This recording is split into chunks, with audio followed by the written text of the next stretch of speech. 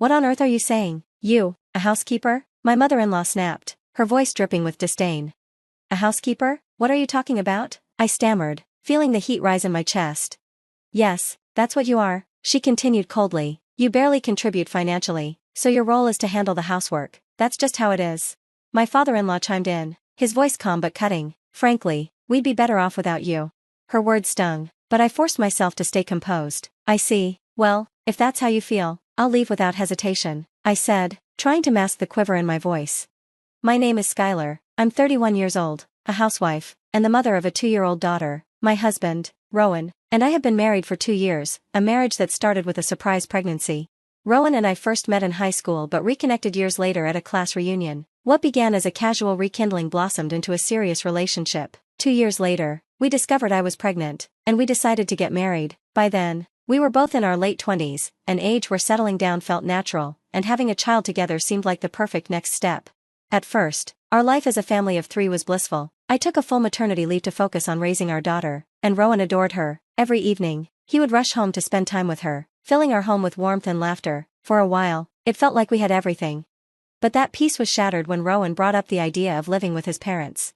My mom and dad want us to move in with them, he announced one evening, his tone casual, as if he'd just suggested dinner plans. What? Why? They're not even that old, I replied, taken aback. They've been asking for years, he explained. As the eldest son, I'm expected to live with them eventually. I put it off so we could have some time as newlyweds, but now that our daughter's older, I think it's time, he added, as if to sweeten the deal. Plus, my mom can help you with the housework, won't that be nice? I hesitated but nodded. The truth was, balancing part-time work, raising a toddler, and managing the household was exhausting, and while I didn't see my in-laws often, they had always been doting grandparents. I thought their support might actually make things easier. After weighing the pros and cons, I reluctantly agreed. At first, living with my in-laws seemed manageable. For the first couple of months, they were polite, even helpful, but then, their attitudes began to shift. Skylar, can we have dinner earlier from now on? My mother-in-law asked one evening, her tone sharp. I try, but I don't get home until after work and daycare pickup, I explained. If you're only working part-time, surely you can manage your time better, she snapped. I do my best, I replied, trying to stay calm, but she cut me off. Your best isn't good enough, it's disruptive. Her words hit me like a slap. My job ended at 4 p.m., and I would rush to pick up my daughter, stop by the store, and get home to prepare dinner by 6 p.m. It wasn't late by any reasonable standard, and it wasn't as if she was contributing to the household chores. She spent most of her day relaxing, yet here she was, dictating my schedule. As time went on, my father-in-law joined in with his criticisms. The warmth and hospitality that had greeted us when we first moved in were now a distant memory. Their comments grew harsher, their demands more unreasonable, and I began to realize I had made a terrible mistake. You haven't cleaned the bathroom yet, my father-in-law barked from across the room, his tone sharp and unyielding. Oh, I'm sorry, I was planning to do it after preparing dinner, I replied, trying to keep my voice steady. You're so slow, can't you manage your chores faster? He snapped, his words like a slap to the face. I couldn't hold back anymore. What? I exclaimed, my frustration spilling out. You're useless, he shouted, his anger escalating.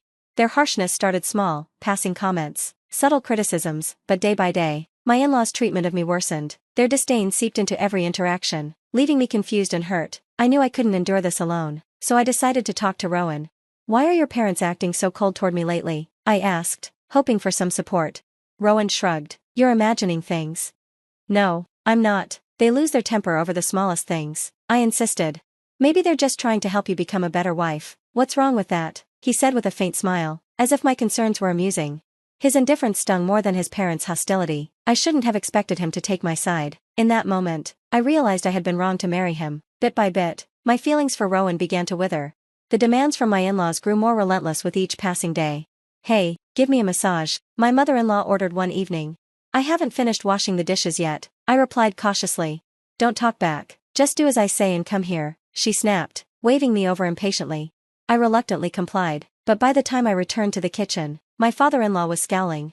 Why is my cup still dirty, the one I always use? He bellowed. You're absolutely useless. I stared at him in disbelief. Couldn't he just wash his own cup? Their demands had become absurd, their attitude toward me colder by the day. I was desperate for answers and turned to Rowan once again, pleading with him to intervene. Later that evening, Rowan approached me with his parents' explanation.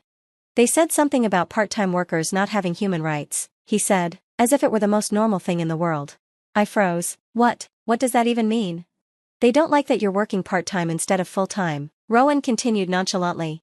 But you're the one who wanted me to work part-time, I reminded him, my voice shaking. You said you couldn't handle raising our daughter and doing housework on your own. Did you even explain that to them? Rowan shrugged. I had half considered divorce many times before, but I stayed for the sake of my daughter. A child deserves to have a father, I thought, but one day, something happened that shattered my resolve to endure. It was a quiet weekend, and I had gone grocery shopping. When I returned home, I found my mother-in-law sitting in the living room with my 3-year-old daughter. At first, it seemed like an ordinary scene, until my mother-in-law spoke. Oh, if you were a boy, I'd be so much happier. Why did it have to be a girl? What a shame, she said nonchalantly. I froze. Could she really be saying something so cruel to a child?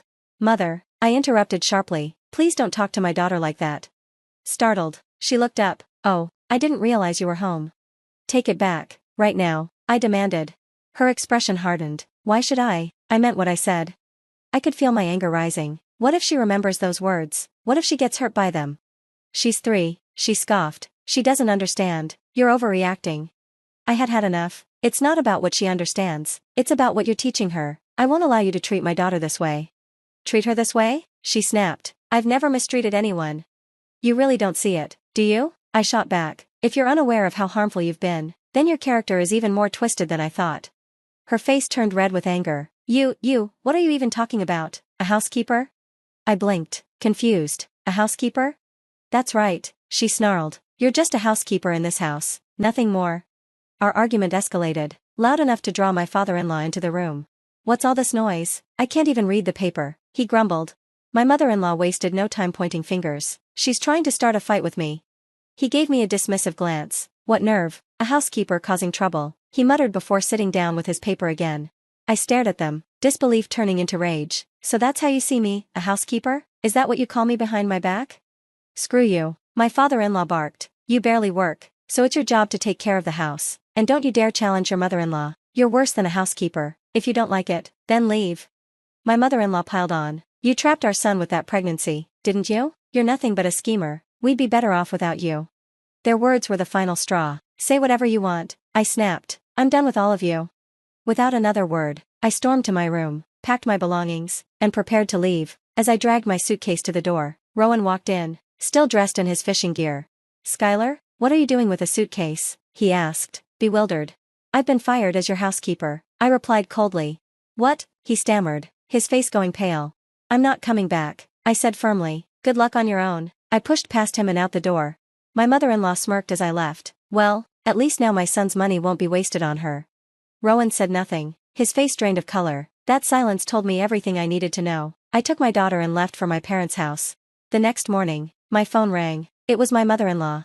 Hello? I answered, my voice flat. Skylar, she began, her tone suddenly syrupy. I'm so sorry for the terrible things I said yesterday. Her sudden change of heart was laughable. Clearly, Rowan had told her what she stood to lose. What's brought this on all of a sudden? I asked, my tone laced with skepticism. I had no idea, my mother-in-law stammered. I'm sorry, please come back. I couldn't suppress a bitter laugh. No, you don't need me, remember? There's no reason for me to return. Her voice wavered. I didn't know you were contributing money to the household.